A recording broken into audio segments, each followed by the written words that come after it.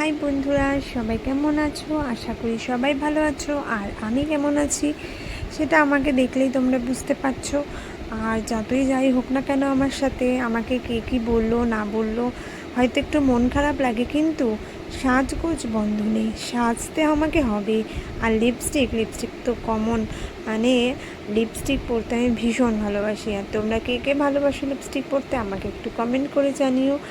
আর যাই হোক, আমাকে সাপোর্ট করো, আমার পাশে থেকো। আর আমি কী করি সকাল থেকে রাত অবধি তোমাদের সাথে শেয়ার করছি। আর চলো, ঘুম থেকে উঠে আমার কাজ হলো ছাদে এসে ফুল তোলা।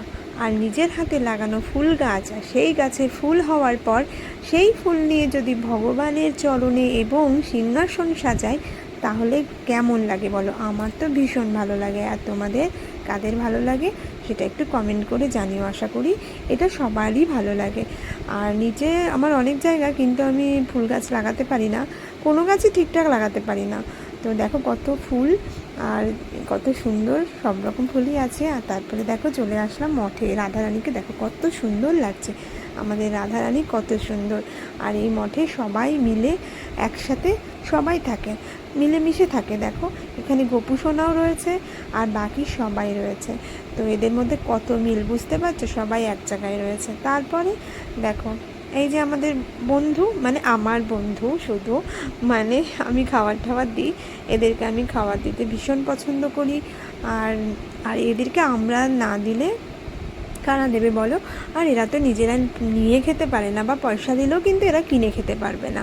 তো এদেরকে আমি মনে করি প্রত্যেকে এদেরকে খাবার দেওয়া দরকার। অনেকে দিতে চায় না, দেওয়া পছন্দ করে না, কিন্তু আমাকে যে যাই বলুক, আমি এদেরকে খাবার দিই। তারপরে দেখো ছাদে এসে, মানে আমি আসার আগে অলরেডি এরা চলে আসে। তারপরে খাবার দেবো, দেখো কত ঝামেলা করে। আর শুধু খাবার দিয়ে আমি খালি ওদের কাণ্ডগুলো দেখি, ওরা কী করে, মানে একে অপরের সাথে খাবার নিয়ে যে ঝামেলাটা করে না, সেটা দেখতে আমার খুব ভালো লাগে এবং আমার হাসিও পায়। তো এরা খুব ভালো বন্ধু আমার, এরা কিন্তু আমাকে ছেড়ে যায় না, এরা আমার পাশে থাকে।